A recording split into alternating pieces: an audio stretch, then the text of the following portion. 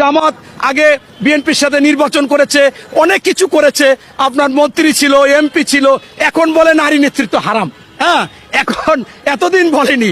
তাই আমি বলতেছি জামাতকে প্রতিষ্ঠিত করেছে বাংলাদেশে এই জিয়াউর রহমান, আবার খালেদা জিয়া, এবং কথা রেখেছে। এরা হচ্ছে কি ইসলাম ইসলাম বললো, আপনার একটা গান আছে না যে কলিজা ভুনা করে খাওয়াইলো বলবে লবণ কম হয়েছে। এই জামাত হচ্ছে বিএনপি থেকে সবকিছু পেয়েছে, এ পর্যন্ত সবকিছু করেছে, অতএব এরা এখন বলে যে ওই একটু লবণ কম হয়েছে। আবার পাশাপাশি দেখেন চরমনাই, আমার অবাক লাগে যে এরা যে ইসলামের কথা বলে, এরা আসলে নাস্তিক না আস্তিক না কি? যে আমির এ পর্যন্ত আমার কাছে 100টা বক্তব্য আছে, বলতে জামাত যেখানে যেখানে স্পর্শ করবে ধ্বংস হয়ে যাবে। ওই এই মাদ্রাসা ধ্বংস হয়ে গেছে, ওই আপনার বিএনপিতে গেছে ধ্বংস হয়ে গেছে, অমুক গেছে ধ্বংস হয়ে গেছে। রোজ কিয়ামত পর্যন্ত কখনো চরমনাই এই জামাতকে গ্রহণ করবে না, জামাতকে নিবে না। এবং ওরা মুসলমান না, শিবির বেয়াদব, এইটা বেয়াদব, অমুক খারাপ। এখন দেখি সেই জামাতের আমির আবার বলে যে আমরা মিলে গেছি, হ্যান্ডশেক করেছি, একটা দলের মাথায় ঠাডা পড়ছে। আরে ভাই, ঠাডা তো তোমার মাথায় পড়বে এবং পড়ছে, কারণ তুমি আগে তোমার কথা ঠিক রাখো না। তুমি কি কোন কথা কোন সময় কি বলেছো সেটা তুমি ভালো জানো। তোমাদের কথা তো ঠিক নাই। তোমরা কখনো দাঁত ভেঙেছো, আওয়ামী লীগের সাথে লিয়াজও করেছো, টাকা পয়সা নিয়ে নির্বাচন করেছো, এই সকালে বলেছো নির্বাচনে যাব না। তোমরা তো এরশাদের খালাতো ভাই, এরশাদ সকাল বিকাল কথা বলতো, তোমরাও এখন বলেছো তোমরাও একবার এরশাদকেও নিয়েছিলা। তাই আমি জামাত বা চরমনাই বা অন্যান্য দল নিয়ে বলবো না, তারা রাজনৈতিক বক্তব্য দিতেই পারে, মিথ্যা সত্য অনেক কিছু বলতে পারে তাদের কৌশলগতভাবে। কিন্তু আমি এই যে যারা বলল যে 111 বিএনপি আনতে চায়, আপনারা জানেন সবচেয়ে ক্ষতিগ্রস্ত দল হচ্ছে 111-এর জন্য বিএনপি।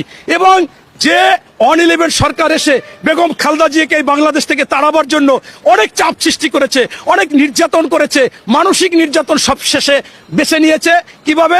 তারেক সাহেবকে দড়ি দিয়ে টানিয়ে নিচে ফেলেছে, মেরুদণ্ড ভেঙেছে, বিভিন্ন ভাবে তাকে মাইরধর করেছে। এবং আরাফাত রহমান কোকো এমন ভাবে মাইর খেয়েছে শেষ পর্যন্ত তার মৃত্যুবরণ হয়েছে। তাই বাংলাদেশের সবচেয়ে বেশি লোক গ্রেপ্তার করেছে 111-এর সময় বিএনপির। এবং বিএনপিকে যে কোনো ভাবে এই মাইনাস করতে চেয়েছিল, সেইখানে কোনোভাবে সেই বিএনপি আবার 111 আনবে, এটা হাস্যকর। বরঞ্চ আমি মনে করি যে তোমরা আওয়ামী লীগের আদলে কথা বলতেছো, কারণ আওয়ামী লীগ বারবার ফেনা তুলে ফেলতো, উন্নয়ন উন্নয়ন উন্নয়ন বলে শেষ পর্যন্ত বলতো যে উন্নয়ন আগে, গণতন্ত্র পরে। আর তোমরা আজকে বলতেছো সংস্কার সংস্কার সংস্কার, অর্থাৎ তোমাদের সংস্কার আগে, ভোট পরে, নির্বাচন পরে। এটা হতে পারে না। জনগণ বছরের পর বছর ভোট দিতে পারে না। এই ভোটের জন্যই বেশিরভাগ লোক আন্দোলন করেছিল। সেইখানে আপনারা যদি বলেন সংস্কার, সংস্কার কিয়ামত পর্যন্ত চলবে। সেই সংস্কারের নামে আপনারা চাচ্ছেন আপনাদের দল গঠন করবেন, আপনাদের দল কখন নির্বাচিত হবে, এবং এই তত্ত্বাবধায়ক ওই অন্তর্বর্তীকালীন সরকারের মধ্যে কিছু উপদেষ্টা এই চেষ্টা করতেছে। বরঞ্চ আমি মনে করতেছি, স্পষ্ট আমি চোখের সামনে দেখতেছি, এই অন্তর্বর্তীকালীন সরকারের মধ্যে কিছু লুবি যারা দল গঠন করে আবারও ক্ষমতায় আসতে চায়, তারা দেশ নিয়ন্ত্রণ করতে চায়, তাদের জন্য 111 আসার সম্ভাবনা আছে। কিন্তু আমাদের জন্য না, আমরা কখনো এটা চাই না এবং চাবও না। এবং আপনারা ইতিমধ্যে আমরা বানিয়ে ফেলেছেন যে আমরা আওয়ামী লীগের দোসর। বরঞ্চ এখন দেখতেছি আওয়ামী লীগকে প্রতিষ্ঠিত করার জন্য এই ডিলে করতেছেন, কিভাবে তারা আসতে পারবে। যত বাংলাদেশের মানুষ একটা জিনিস যে নগদে বিশ্বাসী, পুরান কথা ভুলে যায়। এই যে ভুলে যাওয়ার কারণে আপনারা চেষ্টা করতেছেন যে বেশি দিন লাগিয়ে এই আওয়ামী লীগকে প্রতিষ্ঠিত করবেন। আমরা আওয়ামী লীগের সুরে কথাও বলি না, আওয়ামী লীগ বলবো না।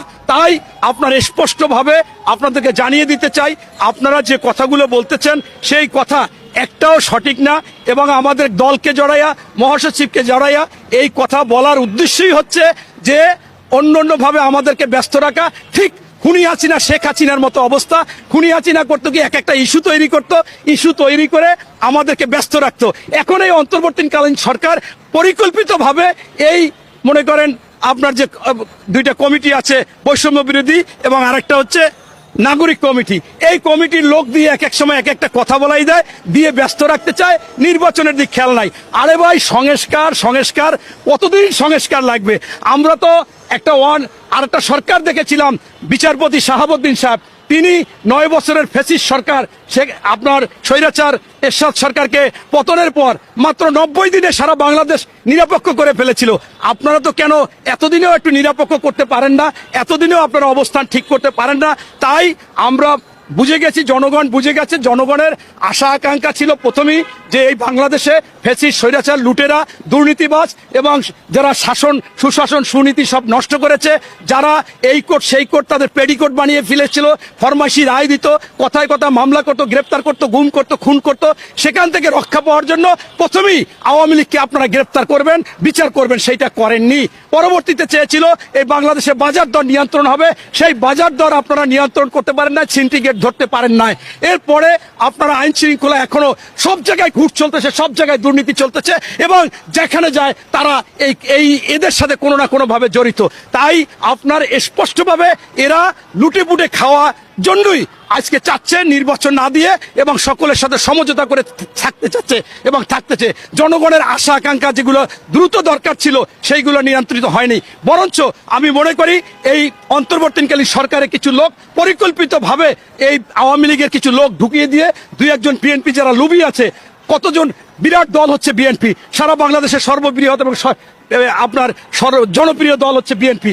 এখানে প্রায় 2000 তারেক সাহেব বহিষ্কার করেছে, তাদের দিয়ে তাদের সাথে এই দখলবাজ, চাঁদাবাজ, সন্ত্রাসী লুটপাট করতেছে আর বিএনপির দোষ দিতেছে। আমি স্পষ্টভাবে জিজ্ঞাসা করতে চাই এই অন্তর্বর্তীকালীন সরকারের কাছে, আপনাদের উদ্দেশ্য কি?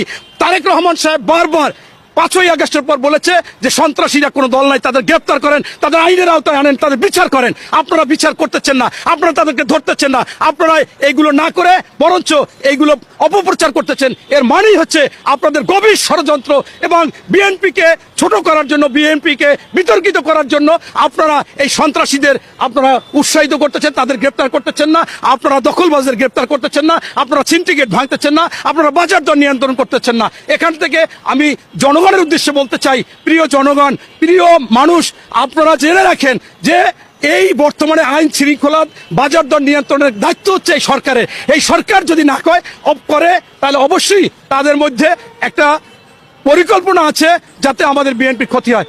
এই বলে আমি আমার বক্তব্য শেষ করছি। আল্লাহ হাফেজ।